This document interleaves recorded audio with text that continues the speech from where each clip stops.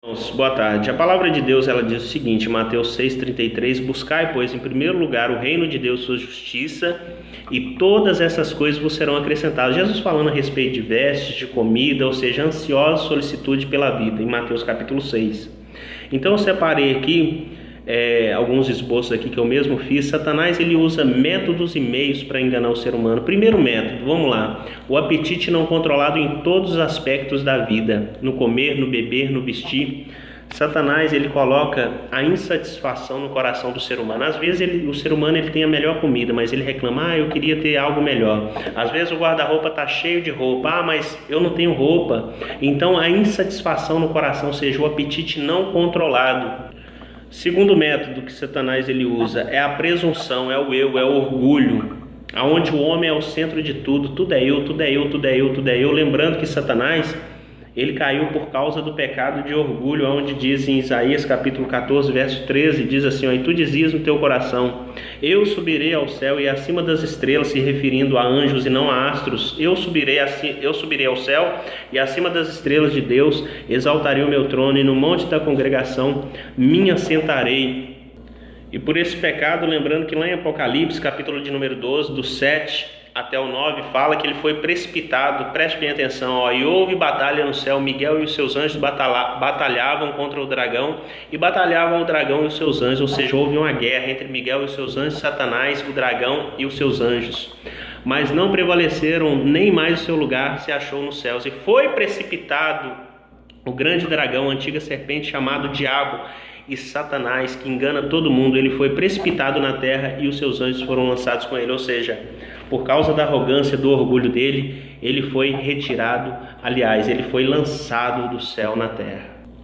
O terceiro método, amados, é a adoração. Adoração. Como assim, Vinícius, adoração? Na ausência de Deus, se adora qualquer coisa.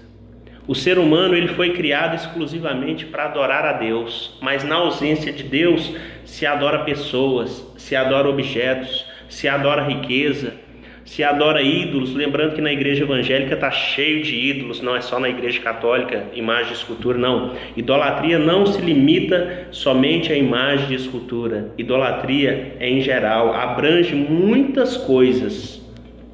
Agora o primeiro meio, riqueza. O diabo usa muito isso aqui. Vinícius, todo ser humano tem que ser rico para ser homem de Deus? Não, negativo. O termômetro para ser um homem de Deus e uma mulher de Deus não é a riqueza, e é o que tem se pregado nos dias de hoje. Jesus ele nasceu numa manjedoura.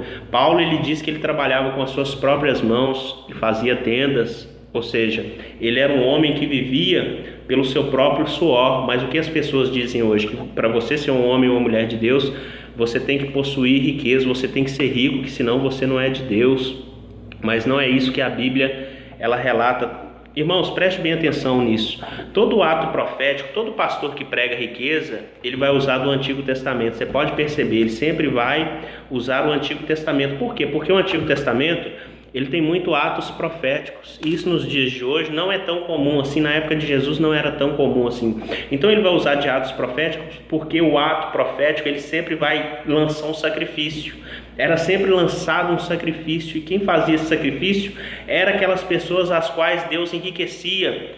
Então todo ato profético ele vem com um sacrifício. Então aí aonde os lobos eles lançam o dinheiro, é porque ele quer arrancar a lã da ovelha, ele quer sugar a ovelha, ele quer chupar os ossos da ovelha. Então isso não é de Deus. Então primeiro meio, riqueza. Tanto ricos como pobres são escravos dos desejos, da ansiedade de adquirir aquilo que eles não têm. Os pobres, primeiro, eles têm medo e receio da sua pobreza, e eles lutam para adquirir aquilo que eles não têm. E os ricos? Os ricos, por sua vez, têm medo de perder o que não têm. Aliás, os ricos têm medo de perder o que têm, e eles vão à luta adquirir mais e mais para não perder o que eles têm e ainda adquirir mais. Então todos eles se tornam escravos de si mesmos, insatisfeitos.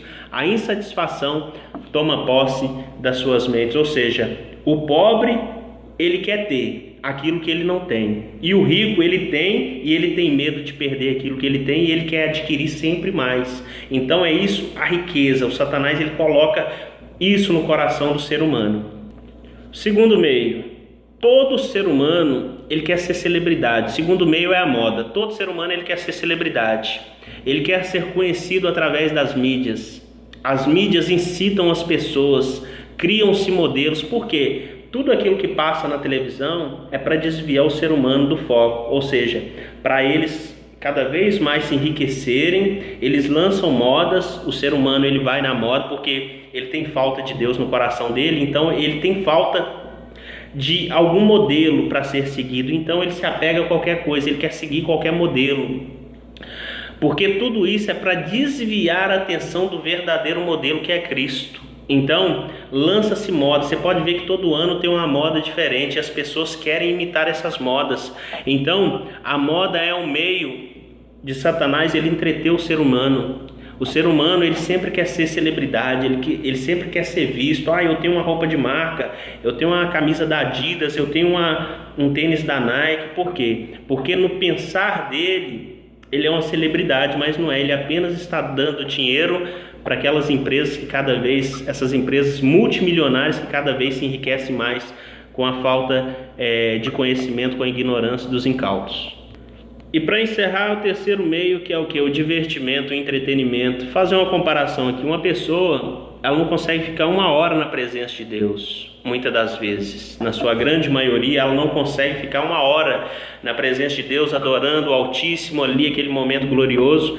Mas ela entra no shopping de manhã cedo, ela sai à noite e ainda ela tem a capacidade de dizer: nossa, já escureceu.